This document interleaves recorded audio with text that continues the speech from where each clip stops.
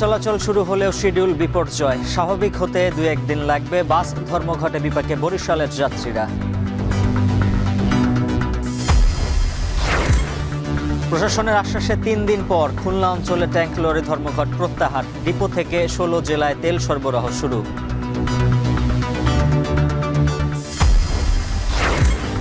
Super শপে কমলেও খোলা বাজারে দেদারসে পলিথিন ব্যাগের ব্যবহার।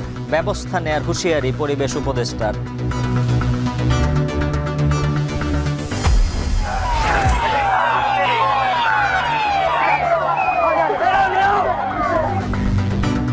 ভারতে কুম্ভ মেলায় স্নান করতে গিয়ে পদদলিত হয়ে 15 জনের মৃত্যু। হতাহত বাড়ার শঙ্কা।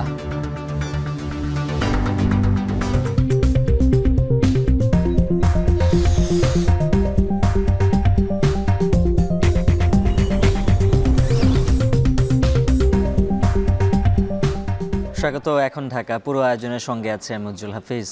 মধ্যরাতে রেলকর্মীদের কর্মবিরতি প্রত্যাহারের পর সারা দেশে ট্রেন চলাচল শুরু হলেও সকাল থেকেই শিডিউল বিপর্যয়ে বেশিরভাগ ট্রেন। এতে বিপাকে পড়েছেন রেল যাত্রীরা। বিস্তারিত জানতে কমলাপুর রেল স্টেশন থেকে যুক্ত আছেন সহকর্মী মাঝার ইমন। ইমন, জানাবেন ট্রেনগুলো কতটা সময় পর পর ছাড়ছে আর এই শিডিউল বিপর্যয় কাটতে কেমন সময় লাগতে পারে?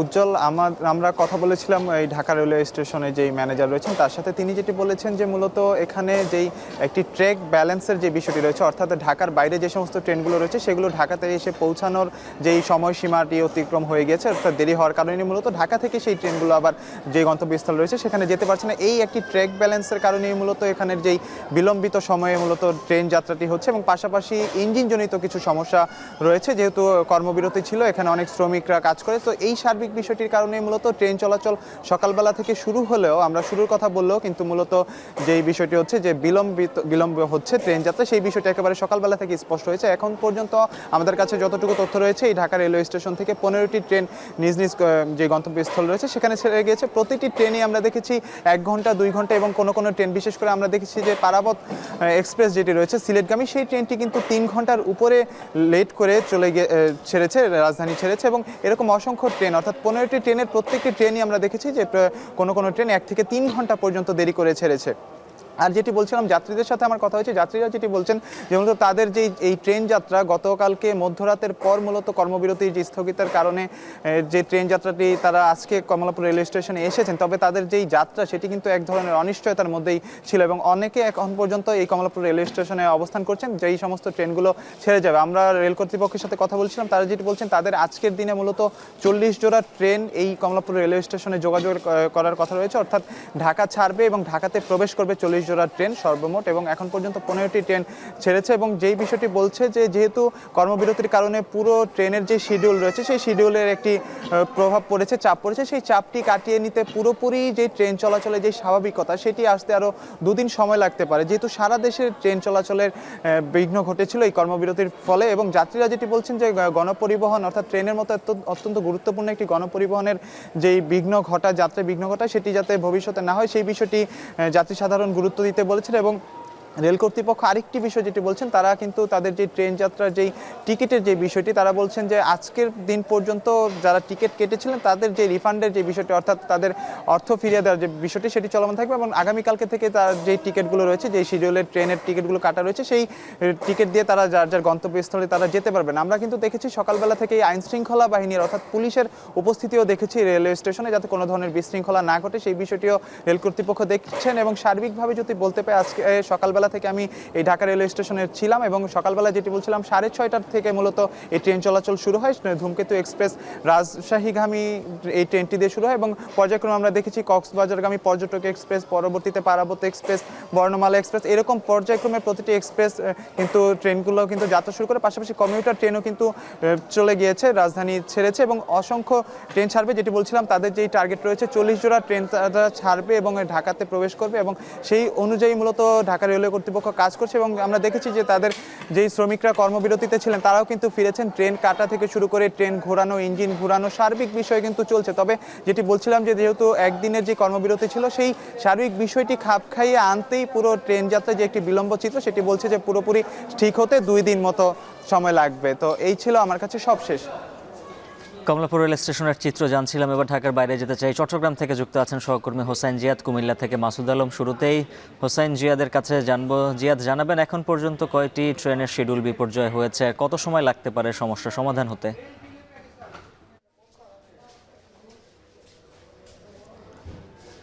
উজ্জ্বল, যেটি স্বস্তির খবর সেটি হচ্ছে সবগুলো ট্রেনই চট্টগ্রাম স্টেশন থেকে আজকে ছেড়ে গেছে। তবে সবগুলোতেই শিডিউল বিপর্যয় ছিল। যদি বলি যে কোনোটিতে হয়তো আধ ঘন্টা থেকে শুরু করে সর্বোচ্চ 2 ঘন্টা কিংবা 2.5 ঘন্টা পর্যন্ত শিডিউল বিপর্যয় হয়েছে। এই পর্যন্ত 7টি ট্রেন চট্টগ্রাম স্টেশন থেকে বিভিন্ন গন্তব্যে ছেড়ে গিয়েছে এবং আমার পেছনে যে ট্রেনটি দেখতে পাচ্ছেন সেটি মহানগর এক্সপ্রেস, সেটি 8ম ট্রেন যেটি চট্টগ্রাম স্টেশন থেকে এটি ঢাকার উদ্দেশ্যে ছেড়ে যাবে। সকাল 6টায় যেই প্রথম ট্রেনটি ছিল চট্টলা এক্সপ্রেস, সেই ট্রেনটি ছেড়ে গেছে সকাল 8টা 15 নাগাদ, অর্থাৎ প্রায় 2 ঘন্টা 15 মিনিটের শিডিউল বিপর্যয় হয়েছে। এর পরপরই ঢাকার উদ্দেশ্যে সুবর্ণ এক্সপ্রেস ছেড়ে যায়, সেটিও 1 ঘন্টা শিডিউল বিপর্যয় ছিল। পাহাড়িকা এক্সপ্রেস যেটি 7টা 50-এ ছাড়ার কথা, সেটিও প্রায় 1 ঘন্টা শিডিউল বিপর্যয় 8টা 50-এর দিকে চট্টগ্রাম স্টেশন থেকে ছেড়ে গেছে। এরপরে ময়মনসিংহগামী বিজয় এক্সপ্রেস এবং চাঁদপুরগামী যে সাগরিকা এক্সপ্রেস সেটিও ছেড়ে গেছে। কর্ণফুলী ছেড়ে গেছে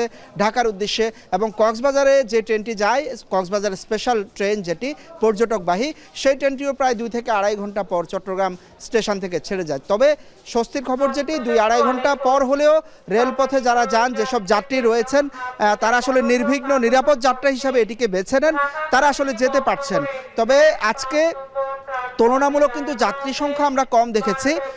কারণ হিসেবে তারা বলছিলেন যে মূলত মধ্যরাতের পর কর্মবিরতি প্রত্যাহার করা হলেও অনেকের কাছে সে খবরটি কিন্তু পৌঁছায়নি, অর্থাৎ তারা জানতেন না যে ট্রেন আসলে ছেড়ে যাবে সকাল থেকে। সে কারণেই যাত্রীরা অনেকেই আসেননি। প্রত্যেকটি বগিতে আমরা দেখেছি অন্তত 15 থেকে 20টি আসন খালি রেখে আসলে যাত্রা করতে হচ্ছে। বাকি অনেকে এসেছিলেন যারা আসলে ভাগ্য পরীক্ষা করেছেন এসে, যে ট্রেনটি যদি ছেড়ে যায় তাহলে তারা যাবেন, নতুবা তারা এরপরে বাসে বিকল্প বাহনে তারা যাবেন, কিন্তু এসে তারা আসলে ট্রেনটি পেয়ে গেছেন।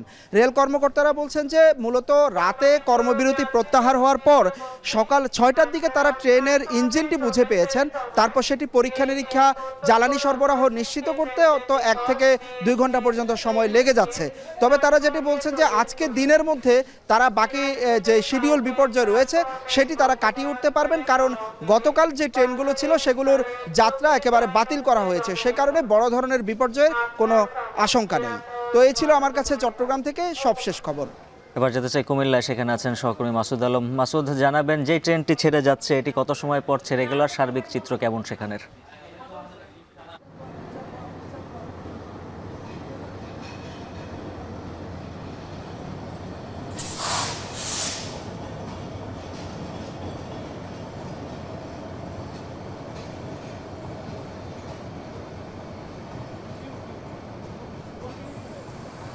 ঠিক এই মাত্র পাহাড়িকা এক্সপ্রেস যেটি আসলে যাত্রাবিরতি করেছিল কুমিল্লায়, যাত্রাবিরতি করেছিল কুমিল্লায়, কারণ হচ্ছে যে ট্রেনটি এখন যাত্রাবিরতি করেছে কুমিল্লাতে এটি হচ্ছে পাহাড়িকা এক্সপ্রেস, সেটি যাবে সিলেটের উদ্দেশ্যে।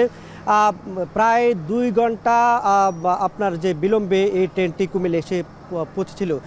এখানকার যারা কর্মকর্তা রয়েছেন তাদের সাথে আমরা কথা বলেছি। এ পর্যন্ত 4টি ট্রেনের শিডিউল বিপর্যয় ঘটেছে। এতে করে কিন্তু মানুষের ভোগান্তি ছিল চোখে পড়ার মতো। আমরা দেখেছি যে নারী, শিশু এবং বয়োবৃদ্ধ যারা রয়েছেন তারা দীর্ঘ 2 ঘন্টা অপেক্ষার পর কিন্তু তাদের যে কাঙ্ক্ষিত ট্রেন ছিল পাহাড়িকা এক্সপ্রেস, যেটি তারা চট্টগ্রাম থেকে ছেড়ে আসা ট্রেনটি যাবে সিলেটে, সেই ট্রেনে করে তারা তাদের গন্তব্যে পৌঁছবেন। একই সঙ্গে যে চট্টলা এক্সপ্রেস এর আগের কুমিল্লায় এসে পৌঁছায়, সেটি ঢাকার উদ্দেশ্যে ছেড়ে যায় মাত্র 10 থেকে 15 মিনিট আগে, সেটিও ঢাকাতে চট্টগ্রাম থেকে ছেড়ে এসেছিল। একই সঙ্গে নোয়াখালী থেকে যে ট্রেনটি সকালে এসেছিল সেটিও আসলে 40 মিনিট বিলম্বে এসে কুমিল্লায় পৌঁছায়, এরপর তারা ঢাকায় উদ্দেশ্যে রওনা দেয়। বর্তমান কুমিল্লা রেলওয়ে স্টেশনে একটি ট্রেন দাঁড়িয়ে আছে, সেটি হচ্ছে ঢাকা থেকে চট্টগ্রাম যাবেন, এটি হচ্ছে মহানগর প্রভাতী, সেটিও প্রায় 1 ঘন্টা 40 মিনিটের বেশি সময় পর কিন্তু কুমিল্লা যাত্রাবিরতি করছেন। এখন পর্যন্ত আসলে যে কয়টি ট্রেন কুমিল্লা অতিক্রম করেছেন তার মধ্যে 3টি হচ্ছে যে আপনার যে কক্সবাজারগামী, 2টি হচ্ছে কক্সবাজারগামী, 1 হচ্ছে চট্টগ্রামগামী। তার মধ্যে পর্যটন এক্সপ্রেস, কক্সবাজার এক্সপ্রেস এবং সুবর্ণ এক্সপ্রেস, সে 3টি ট্রেন কিন্তু কুমিল্লায় দাঁড়ায়নি, যার কারণে হচ্ছে কি যাত্রীরা কিন্তু যেতে পারেনি। তবে যে ট্রেনগুলো কুমিল্লায় দাঁড়াচ্ছে সেগুলো কিন্তু এক এক করে সবগুলোই কিন্তু শিডিউল বিপর্যয় রয়েছে। একই সঙ্গে আরও কয়েকটি ট্রেন রয়েছে, সেটিও কিন্তু আসলে শিডিউল বিপর্যয় থাকবে এক এক করে, এটাই জানিয়েছে। তবে আজকের পর কিন্তু আগামী কাল থেকে কিন্তু আবার এই শিডিউল বিপর্যয় থাকবে না বলে আসলে স্টেশন মাস্টার যিনি রয়েছেন তিনি আমাদেরকে নিশ্চিত করেছেন। তো এ ছিল উজ্জ্বল কুমিল্লা থেকে। সারা দেশে ট্রেন চলাচল শুরু হলেও শিডিউল বিপর্যয়ে ভোগান্তিতে পড়েছেন যাত্রীরা। সহকর্মীদের মাধ্যমে জানাচ্ছিলাম সেই খবর। এদিকে বরিশালে বিএম কলেজের শিক্ষার্থীদের সাথে ভাড়া নিয়ে দ্বন্দ্ব ও বাস ভাঙচুরের প্রতিবাদে শ্রমিকদের ধর্মঘট চলছে।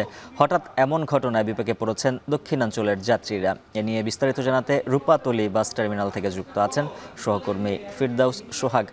সোহাগ, জানাবেন ধর্মঘটের ফলে দক্ষিণাঞ্চলের কতটি রুটে বাস চলাচল বন্ধ রয়েছে? আপনাকে ধন্যবাদ। দক্ষিণাঞ্চলের সব রুটেই বাস চলাচল বন্ধ রয়েছে। বরিশাল রূপাতলী বাস টার্মিনাল থেকে যেসব রুটে বাস যাতায়াত করত গতকালকে পর্যন্ত সেইগুলোর সবগুলো রুটেই বন্ধ। সেই হিসেব যদি কষে বলি সেটি 11 থেকে 14টি রুটের মতো হতে পারে। একজন এক এক কথা বলছেন, এই কারণে সুনির্দিষ্টভাবে এই তথ্যটা আসলে বলাটা একটু কঠিন। কিছুক্ষণ আগেই আমি কথা বলেছিলাম বরিশালের পুলিশ কমিশনারের সাথে। তিনি আমাকে বললেন যে গত মানে কয়েক ঘন্টার মধ্যেই এই যে বাস ধর্মঘট হচ্ছে, এই অবর্ণনীয় দুর্ভোগ এই কথা চিন্তা করে কিন্তু সাধারণ মানুষের ভোগান্তির কথা চিন্তা করে পুলিশের পক্ষ থেকে ইতিমধ্যে বাসের যারা মালিক রয়েছেন সেই মালিক সমিতির যিনি এই মুহূর্তে আহ্বায়ক রয়েছেন জিয়াউদ্দিন শিকদার, তার সঙ্গে কথা হয়েছে এবং তারা আহ্বান জানিয়েছেন বসার জন্য এবং বসে একটা সমস্যার সমাধান করা যায় কিনা সেই চেষ্টাটি পুলিশের পক্ষ থেকে কিন্তু ইতিমধ্যে উদ্যোগ নেওয়া হয়েছে। তবে আমি কথা বলেছিলাম বরিশালের যিনি জিয়াউদ্দিন শিকদার বাস মালিক সমিতির যিনি আহ্বায়ক রয়েছেন তার সঙ্গে, তিনি আমাকে বললেন পুলিশের পক্ষ থেকে আহ্বান পেয়েছেন সেটিও বললেন। তবে তাদের ভেতরের একটি নিয়ম রয়েছে, একটি রীতি রয়েছে। এই ধরনের ঘটনা যখনই ঘটে তখন দক্ষিণাঞ্চলের যতগুলো বাস মালিক সমিতি রয়েছে তাদের সবার সঙ্গে আগে নিজেরা বৈঠক করেন। সেই বৈঠকের একটা ফলাফল নিয়ে তারপরে তারা যারা বৈঠকে আহ্বান করেন তাদের সঙ্গে কথা বলেন। তো আজকে তারা হয়তো বিকেলের মধ্যে নিজেরা তৈরি হবেন, নিজেদের ভিতরে কথা বলবেন, তারপরে হয়তো কোনো একটা সময় পুলিশের আহ্বানে সাড়া দিয়ে তারা হয়তো বৈঠকে যাবেন। এমনটি এই যা আমি বললাম এগুলো সবই সম্ভাব্য কথা হিসাবে ধরে জিয়াউদ্দিন শিকদার আমাকে জানিয়েছেন। একটু জানিয়ে রাখি যে গতকালকে অনাকাঙ্ক্ষিত একটি ঘটনা ঘটেছে।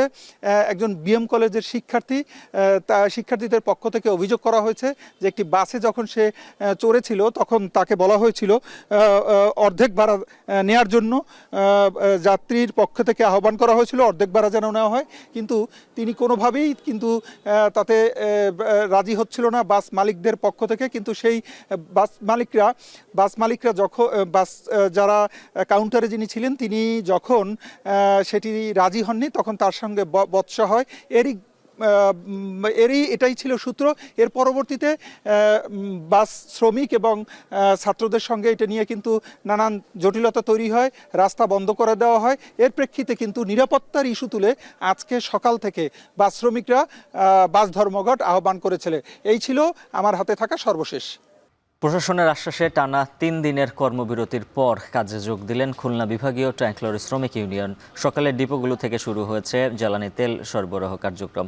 বিভাগের বিভিন্ন জেলা থেকে এসে আটকে থাকা তেলবাহী লরিগুলো ছাড়তে শুরু করেছে। বিস্তারিত জানাতে যমুনার ডিপো থেকে যুক্ত আছেন সহকর্মী রামিম চৌধুরী। রামিম, জানাবেন ডিপোগুলো থেকে তেল সরবরাহ কার্যক্রম স্বাভাবিকভাবে চলছে কিনা? উজ্জ্বল, আজকে সকাল 8টা নাগাদ কিন্তু এই যে কর্মবিরতি চলছিল সেই কর্মবিরতি স্থগিতের যে খবর সেটি তারা দিয়েছে, এই শ্রমিক ইউনিয়নের পক্ষ থেকে দেওয়া হয়েছে। এবং এই কর্মবিরতি স্থগিতের এই খবর পাওয়ার পর থেকেই কিন্তু খুলনার যে ডিপোগুলো রয়েছে সেই ডিপোগুলোতে কিন্তু যে তেলবাহী লরির যে ভিড় সেটি কিন্তু আমরা লক্ষ্য করেছি। এই লরিগুলো কিন্তু এখানে সকাল থেকে এসে তারা একের পর এক প্রত্যেকটি ডিপোতে ঢুকছে এবং তারা তেল লোড দিয়ে যার যার গন্তব্যের দিকে চলে যাচ্ছে। আমরা এই মুহূর্তে রয়েছি খুলনার যে যমুনা অয়েল কোম্পানি লিমিটেড তার ঠিক সামনে, এবং এখানে এসে আমরা দেখতে পাচ্ছি যে প্রত্যেকটি বিভিন্ন এলাকা থেকে কিন্তু এখানে ট্রাক আসছে, এবং ট্রাক এসে তেলবাহী যে ট্রাকগুলো রয়েছে ট্রাক আসছে এবং একের পর এক ট্রাক কিন্তু এখানে ঢুকছে এবং তেল লোড দিয়ে নিয়ে বের হচ্ছে। এখানে আমরা যে এখানের কর্মকর্তাদের সাথে আমরা কথা বলেছি, তারা যেটি বলছেন যে প্রতিদিনের মতো আজকে কিন্তু একেবারে সকাল 8টা থেকে কিন্তু এই তেলের যে সরবরাহের যে কার্যক্রম সেটি কিন্তু শুরু হয়েছে, এবং এটি কিন্তু বিকাল পর্যন্ত চলবে। তবে আজকে যেহেতু চাপ বেশি, টানা 3 দিন তেলের যে উত্তোলন এবং সরবরাহ সেটি বন্ধ রাখা হয়েছিল, যার ফলে আজকে একটু সন্ধ্যা নাগাদ কিন্তু তেল দেওয়া কার্যক্রম সেটি চলতে পারে, যেহেতু এই খুলনাঞ্চলের প্রায় 16টি জেলাতে কিন্তু এখান থেকে তেল সরবরাহ করা হয়। এবং এই যে কর্মবিরতি চলছিল গত 3 দিন ধরে, কর্মবিরতি চলার ফলে কিন্তু এই দক্ষিণাঞ্চলের যে 16টি জেলা বেশিরভাগ জায়গাতেই কিন্তু তেলের যে জ্বালানি তেলের যে সংকট সেটি কিন্তু দেখা দিয়েছিল, এবং এই সংকটের ফলে কিন্তু বেশ কিছু যে তেলের পাম্প রয়েছে সেই তেলের পাম্পগুলো কিন্তু বন্ধ ছিল। তবে সেসব জায়গাতে কিন্তু আস্তে আস্তে স্বস্তি ফিরে এসেছে, এবং সকাল থেকেই যেহেতু তেলের সরবরাহ ভালো রয়েছে এবং এই সরবরাহ ভালো থাকার কারণেই কিন্তু বিভাগের বিভিন্ন জেলাতে তেল পৌঁছানো শুরু করেছে ইতিমধ্যে। তো মোটামুটি বললে চলে যে তেলের যে সরবরাহ উত্তোলন সব কিছুই বর্তমানে স্বাভাবিক রয়েছে। তো এই ছিল আমার কাছে খুলনা থেকে তেল সরবরাহের সবশেষ খবর। দেখছেন এখন ঢাকা। ভারতের উত্তরপ্রদেশে কুম্ভ মেলায় পদদলিত হয়ে অন্তত 15 জনের মৃত্যু হয়েছে, আহত অনেকেই। প্রয়াগরাজ শহরে কোটি কোটি পুণ্যার্থীদের আগমনে হুড়োহুড়ির সময় ঘটে মর্মান্তিক এই দুর্ঘটনা। মহাকুম্ভ মেলায় যে কোনো পরিস্থিতি এড়াতে উত্তরপ্রদেশের মুখ্যমন্ত্রী যোগী আদিত্যনাথকে নির্দেশ দিয়েছেন দেশটির প্রধানমন্ত্রী। আরও জানাচ্ছেন তানভীর জনি। প্রয়াগরাজে গঙ্গা, যমুনা ও সরস্বতীর সঙ্গমস্থলে 40 কোটি পুণ্যার্থীর জন্য আয়োজন করা হয় এবারের মহাকুম্ভ মেলা। 13 জানুয়ারি থেকে শুরু হওয়া এই মেলা চলবে 26 ফেব্রুয়ারি পর্যন্ত। হিন্দু ধর্মমতে গঙ্গার জলে স্নান করলে পাপমোচন ও জন্মমৃত্যুর চক্র থেকে মুক্তি পাওয়া যায়। প্রতিদিনই দেশ বিদেশ থেকে লাখ লাখ ভক্ত অনুরাগী উপস্থিত হয়ে অংশ নিচ্ছেন মহাকুম্ভ মেলায়। গেল 2 সপ্তাহে প্রায় 14 কোটি 80 লাখ মানুষ এতে অংশ নিয়েছেন। স্থানীয় সময় মঙ্গলবার রাত 1টার দিকে মানুষের চাপ বাড়তে থাকে। মহাকুম্ভ মেলার সবচেয়ে শুভ দিন হিসেবে বিবেচিত বুধবার। এর আগেই কোটি কোটি ভক্ত কাঁধে কাঁধ মিলিয়ে স্নানের জন্য সেখানে আসেন। এ সময় প্রচণ্ড ভিড়ে পদদলিত ও শ্বাসরোধ হয়ে হতাহত হন বেশ কয়েকজন। আহতদের দ্রুত স্থানীয় একটি হাসপাতালে নেওয়া হয়। ঘটনাস্থলে একের পর এক অ্যাম্বুলেন্স এসে আহতদের সরিয়ে নেয়। ভিড় ঠেলে সামনে এগিয়ে যাওয়ার সময় পিষ্ট হয়ে প্রাণ হারান অনেকে। প্রত্যক্ষদর্শীরা জানান, ভিড় এড়াতে ভক্তরা অন্য পথ খুঁজতে পন্টুন ব্রিজের দিকে ফিরে গিয়ে দেখেন সেটি বন্ধ। এখনও নিখোঁজ বহু নারী ও শিশু। পরিস্থিতি মোকাবেলায় হিমশিম খাচ্ছেন নিরাপত্তা কর্মীরা। উদ্ধার কাজে সহায়তা করছেন বিশেষ ইউনিট র্যাপিড অ্যাকশন ফোর্সের সদস্যরা। আপাতত স্থগিত করা হয়েছে অমৃত স্নান। এ ঘটনার পর তাৎক্ষণিক ব্যবস্থা নেয়ার জন্য উত্তরপ্রদেশের মুখ্যমন্ত্রী যোগী আদিত্যনাথের সঙ্গে কথা বলেছেন ভারতের প্রধানমন্ত্রী নরেন্দ্র মোদী। তানভীর জনি, এখন বিশ্ব। এখন ঢাকায় নিচ্ছে একটা বিরতি, ফিরছে একটু পর।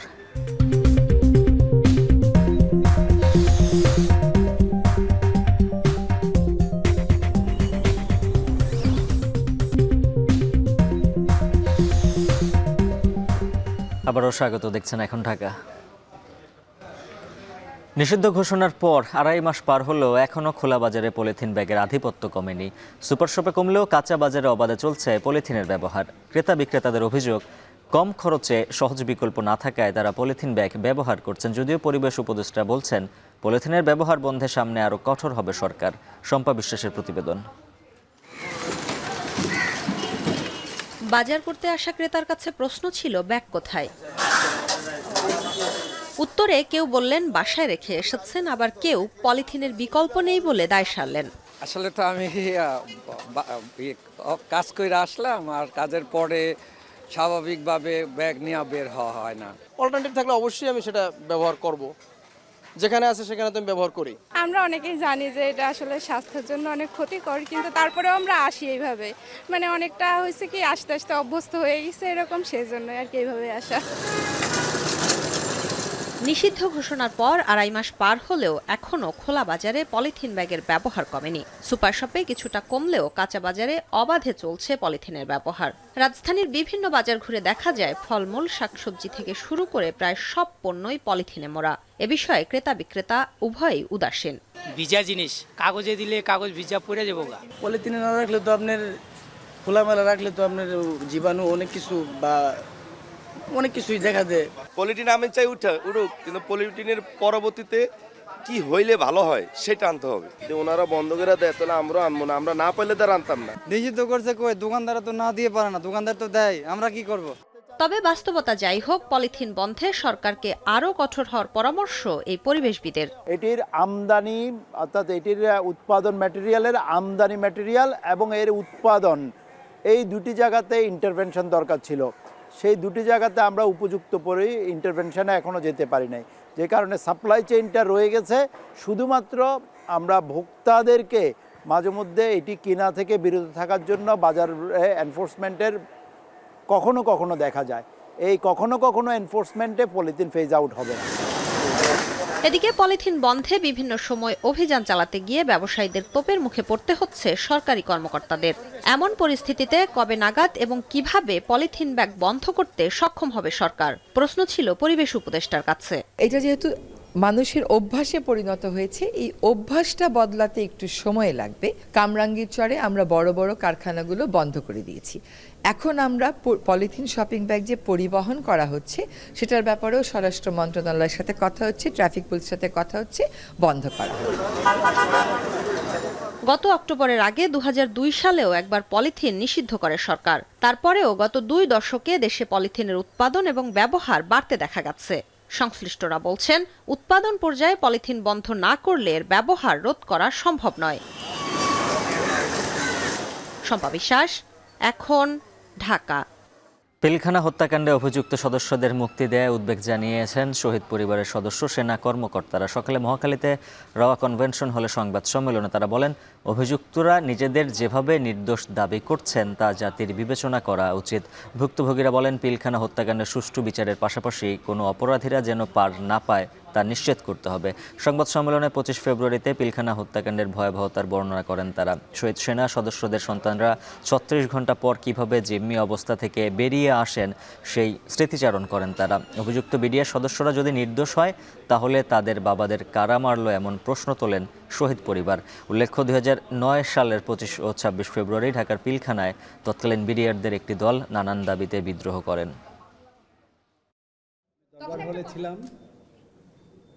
তারপর আমাদের আসলে এটাই অপরাধ।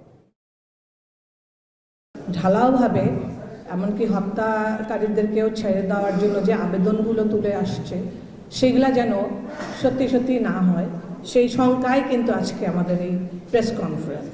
একটা মানুষ যদি কিনা তারা বন্দুক ধরে তাহলেই সেটা মিউটিনি, তাহলেই সেটা বিদ্রোহ। এবং শুধু যদি বিদ্রোহ হতো, শুধু যদি এমনটা হতো যে তারা 7 বছর জেল খেটেছে, তা তো না। তারা খুন করেছে, তারা হত্যা করেছে। তারা কেউ প্রতিবাদ করে নাই, এটা অবশ্যই সত্য। যিনি প্রতিবাদ করেছিলেন তিনি শহীদ হয়েছেন, এটাও সত্য। ভেতরে যারা ছিল তারা শুধু প্রতিবাদ করে নাই, এটা তাদের অপরাধ না। তারা স্বতঃস্ফূর্তভাবে অংশগ্রহণ করেছিল।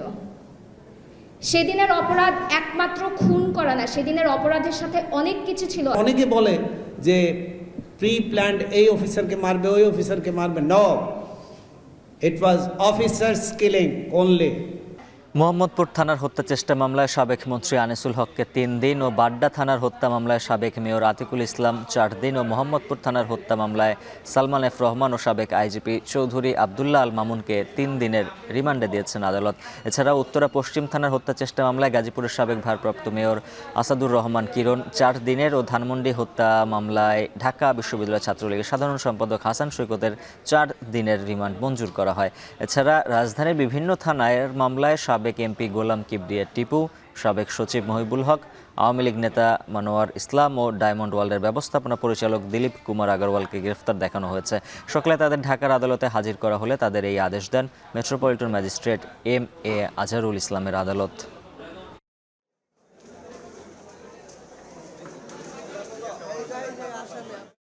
সালমান এফ রহমান এবং চৌধুরী আব্দুল্লাহ মামুনের বিরুদ্ধে তাদেরকে 3 দিনের রিমান্ড মঞ্জুর করা হয় এবং সাবেক অবৈধ মেয়র আনিসুল হকের বিরুদ্ধে আতিকুল ইসলামের বিরুদ্ধে 4 দিন এবং সাবেক অবৈধ আইনমন্ত্রী আনিসুল হকের বিরুদ্ধে 3 দিন এবং সাবেক ছাত্রলীগের সাধারণ সম্পাদক ঢাকা বিশ্ববিদ্যালয়ের যিনি তানভীর আহমদ সৈকত তার বিরুদ্ধে 4 দিন এবং গাজীপুর জেলা আওয়ামী লীগের সহসভাপতি আসাদুর রহমান কিরণ তার বিরুদ্ধে 4 দিন রিমান্ড মঞ্জুর করেন। আরেকটি বিরতির পর ফিরছি, সঙ্গেই থাকুন।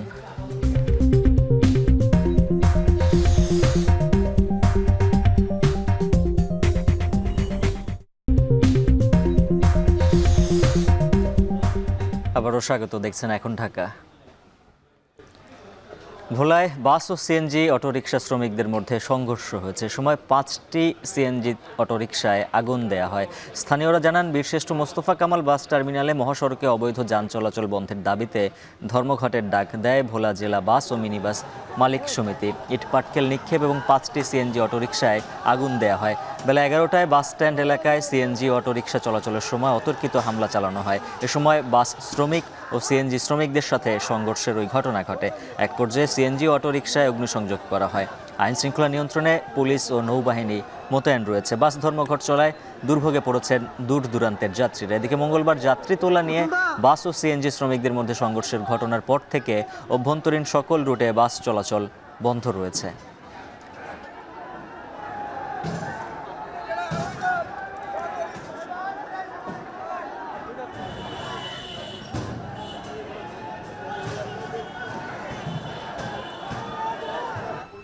টমেটো ও আমের পাল্পের ওপর বর্ধিত ভ্যাট ও শুল্ক প্রত্যাহারের দাবিতে নাটোরে সড়ক অবরোধ ও মানববন্ধন কর্মসূচি পালন করছেন রাজশাহী অঞ্চলের ব্যবসায়ীরা। এ বিষয়ে বিস্তারিত জানাতে নাটোরের স্টেশন বাইপাস থেকে যুক্ত আছেন সহকর্মী মাহবুব হোসেন। মাহবুব, জানাবেন টমেটো চাষি ও ব্যবসায়ীরা কি দাবি জানাচ্ছেন?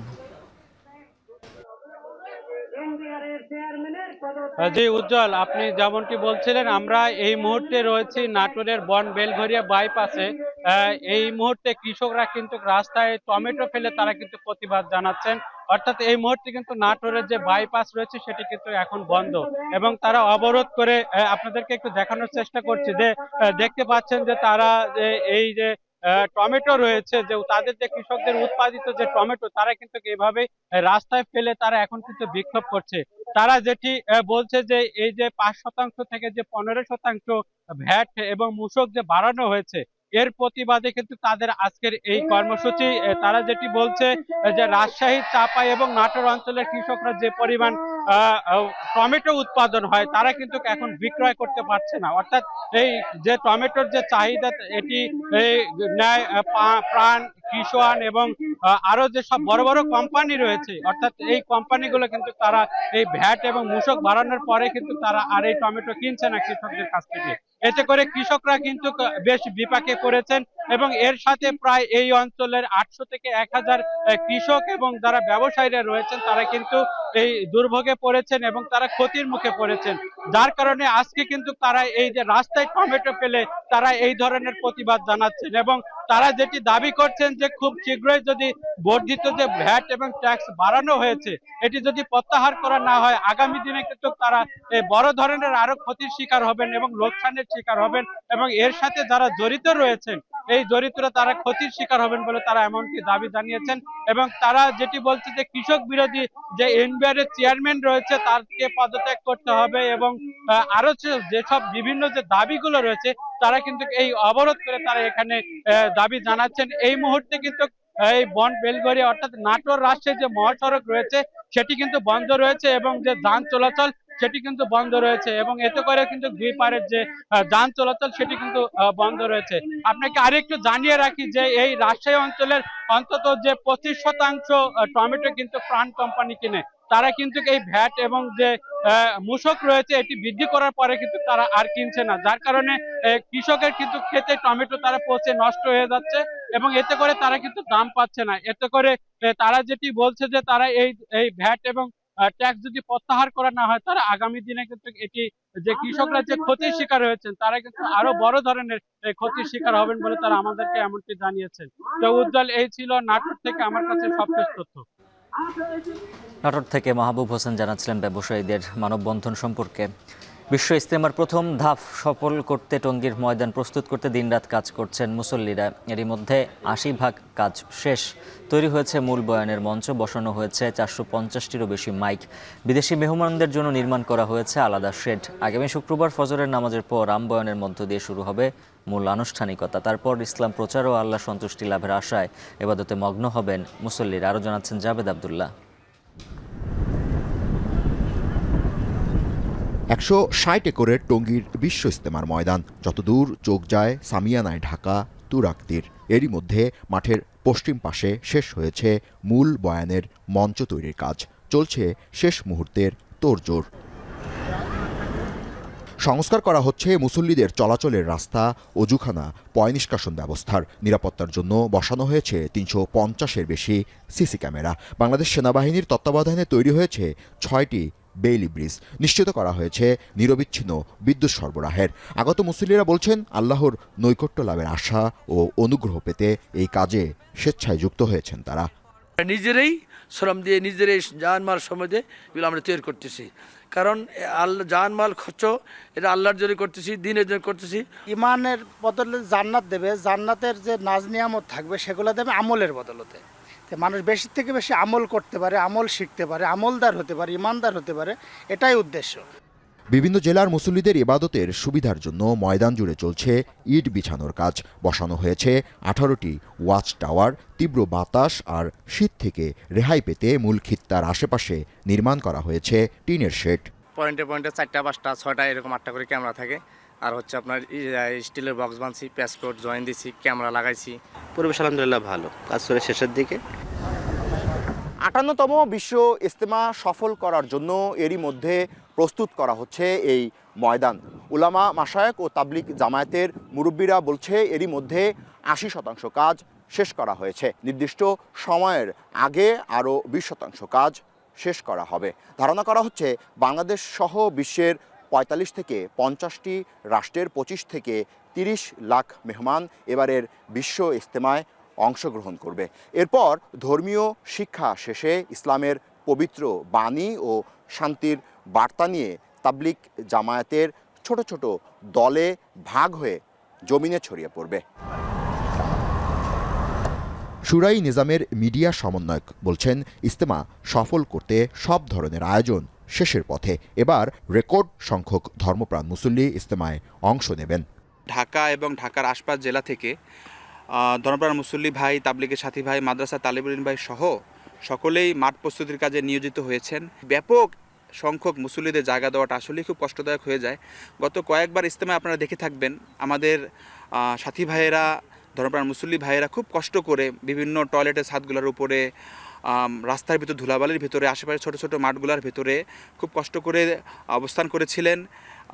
এইবার 2 ভাগে ইজতেমা হওয়ার কারণে আশা করি সেই কষ্টের কিছুটা হলেও লাঘব হবে। 31 জানুয়ারি শুরু হবে 3 দিনের বিশ্ব ইজতেমার প্রথম পর্ব। বিদেশি মেহমানরাও ইতিমধ্যে আসতে শুরু করেছেন। আসন্ন বিশ্ব ইজতেমা 3 পর্বে হবে বলে জানিয়েছে শুরাই নিজাম তাবলিগ জামাত বাংলাদেশের অনুসারীরা। অপরপক্ষের তৃতীয় পর্বের ইজতেমা 14 থেকে 16 ফেব্রুয়ারি অনুষ্ঠিত হওয়ার সম্ভাবনা রয়েছে। জাবেদ আবদুল্লাহ, এখন, টঙ্গী, গাজীপুর। জেরুজালেম সহ ইসরায়েল অধিকৃত অঞ্চল থেকে জাতিসংঘের ফিলিস্তিনি ত্রাণ ও শরণার্থী সংস্থার কার্যক্রম 48 ঘন্টার মধ্যে বন্ধের নির্দেশ দিয়েছে ইসরায়েল। এই পদক্ষেপকে সমর্থন জানিয়েছে ট্রাম্প প্রশাসন। তবে এতে ফিলিস্তিনিরা চরম বিপর্যয়ের মুখে পড়বে বলে আশঙ্কা করছেন সংস্থার প্রধান। ফিলিস্তিনিদের পাশে দাঁড়িয়েছে যুক্তরাজ্য। এদিকে জর্ডান, মিশর থেকেও অব্যাহত রয়েছে সহায়তা। বাসিন্দারাও ধীরে ধীরে ফিরতে শুরু করেছেন নিজ বাড়িতে। আর জানাচ্ছেন তানভীর জনি। 1949 সালে ফিলিস্তিনি শরণার্থীদের জন্য প্রতিষ্ঠিত হয় জাতিসংঘের ত্রাণ ও শরণার্থী সংস্থা UNRWA। প্রতিষ্ঠার পর থেকে সংস্থাটি কয়েক লাখ ফিলিস্তিনি শরণার্থীকে প্রয়োজনীয় সেবা দিয়ে আসছে। গাজা উপত্যকা, অধিকৃত পশ্চিম তীর, লেবানন, জর্ডান ও সিরিয়ায় 58টি শরণার্থী শিবির পরিচালনা করছে তারা। সংস্থাটির তত্ত্বাবধানে বেশ কিছু স্কুলও পরিচালিত হচ্ছে। এবার এই সংস্থার উপর ইসরায়েলি নিষেধাজ্ঞা আগামী 30 জানুয়ারি থেকে কার্যকর হচ্ছে। 2 দিনের মধ্যে জেরুজালেম সহ ইসরায়েলি ভূখণ্ড ও তাদের নিয়ন্ত্রিত অঞ্চল থেকে সংস্থাটির সব ধরনের কার্যক্রম গুটিয়ে নিতে আলটিমেটাম দেয়া হয়েছে। This decision also reflects the reality of the situation that UNRWA has miserably failed in its mandate, and it has failed the people who were supposed to benefit from its services. গেল বছর সংস্থাটিকে অবৈধ ঘোষণা করে ও Israeli কর্তৃপক্ষের সঙ্গে যোগাযোগ নিষিদ্ধ করে আইন পাশ করে দেশটির পার্লামেন্ট নেসেট। ইসরায়েলের এমন পদক্ষেপকে স্বাগত জানিয়েছে ট্রাম্প প্রশাসন। আগামী মার্চ পর্যন্ত সংস্থাটির তহবিল বন্ধ করে দিয়েছে যুক্তরাষ্ট্র। এদিকে গাজায় হামাস যেন শাসন ক্ষমতায় না আসতে পারে তা ঠেকাতে মিশরের সহযোগিতা চেয়েছে মার্কিন পররাষ্ট্র মন্ত্রণালয়। জাতিসংঘের নিরাপত্তা পরিষদের এক বৈঠকে সংস্থাটির প্রধান বলেন, ইসরায়েলের এমন পদক্ষেপে বিপর্যয়ের মুখে পড়বে লাখ লাখ ফিলিস্তিনি। যুদ্ধবিরতির চুক্তিও দুর্বল হয়ে পড়বে। Pushback against the implementation of the Knesset legislation. UNRWA's personnel and services are integral to the success of the ceasefire. এদিকে গাজাবাসীর জন্য 21 মিলিয়ন মার্কিন ডলার সহায়তার প্রতিশ্রুতি দিয়েছে যুক্তরাজ্য। এ সময় ফিলিস্তিনি শরণার্থী সংস্থার গুরুত্বের কথাও তুলে ধরে দেশটি।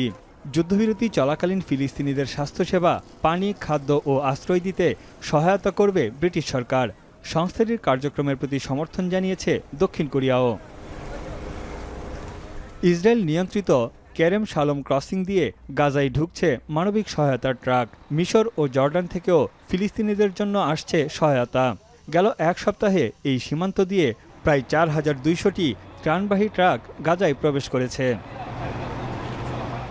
এদিকে কয়েক মাস ধরে আশ্রয় কেন্দ্রে থাকা লাখ লাখ ফিলিস্তিনি নিজ বাড়িতে ফিরছেন। দলে দলে হেঁটে ধ্বংসস্তূপে পরিণত হওয়া গাজার উত্তরাঞ্চলে ফিরছেন তারা। গেল সোমবার থেকে এখন পর্যন্ত ফিরেছেন 3,70,000 ফিলিস্তিনি। তানভীর জানি, এখন বিশ্ব। এখন ঢাকায় নিচ্ছে আরও একটা বিরতি, সঙ্গেই থাকুন।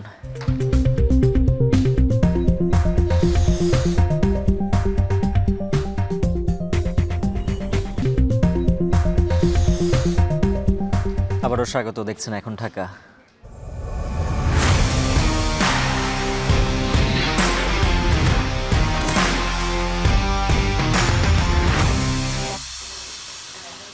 পয়েন্ট টেবিলে নিজেদের আধিপত্য বজায় রাখতে পৃথক পৃথক ম্যাচে মাঠে নামবে রংপুর রাইডার্স ও ফরচুন বরিশাল। অন্যদিকে ভিন্ন ভিন্ন ম্যাচে চিটাগং কিংস আর ঢাকা ক্যাপিটালসের সামনে থাকবে প্লে অফে জায়গা করে নেয়ার লড়াই। আর জানাচ্ছেন আরিফুল ইসলাম সাহাব। বালির মধ্যে বিশেষ অনুশীলনে রাইডার বোলার নাহিদ রানা আর আকিব জাভেদ। 10 ম্যাচে 8 জয় নিয়ে পয়েন্ট টেবিলের শীর্ষে রাইডাররা। তবুও এই বাড়তি প্রস্তুতির কারণ দুর্বার রাজশাহীর কাছে টানা 2 ম্যাচে হার।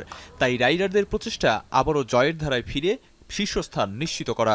The wickets, I think, have generally been quite good. The difference in the competition, I think, is for teams now. Teams are starting to get a little bit tired. It's been a long competition.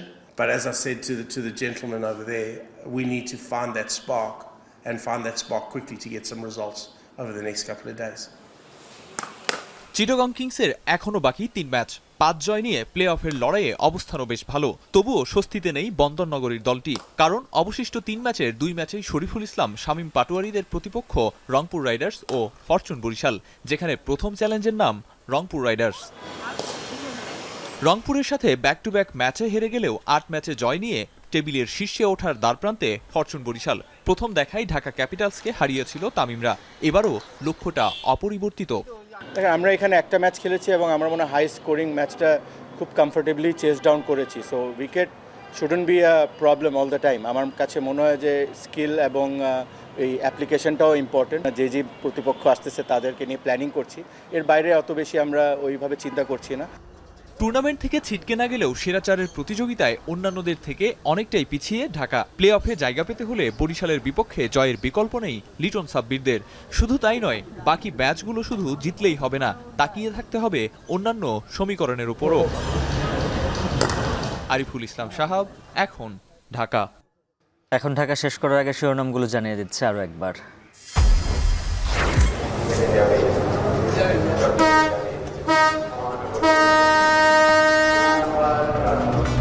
Train চলাচল শুরু হলেও schedule বিপর্যয়, স্বাভাবিক হতে 2-1 দিন লাগবে। বাস ধর্মঘটে বিপাকে বরিশালের যাত্রীরা।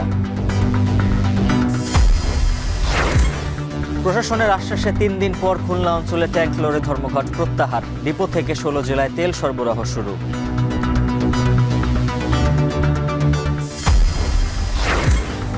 সুপার শপে কমলেও খোলা বাজারে দেদারছে পলিথিন ব্যাগের ব্যবহার। ব্যবস্থা নেয়ার হুঁশিয়ারি পরিবেশ উপদেষ্টার।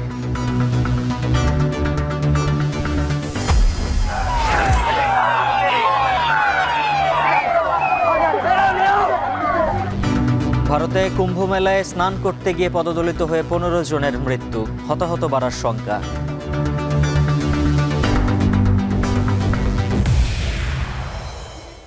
এ ছিল এখন ঢাকার আয়োজন। এখন টেলিভিশন ওয়েবসাইটে দেখতে ভিজিট করুন এখন.tv, ফেসবুকে দেখুন facebook.com/tv.এখন আর ইউটিউবে দেখুন youtube.com/c/echontv।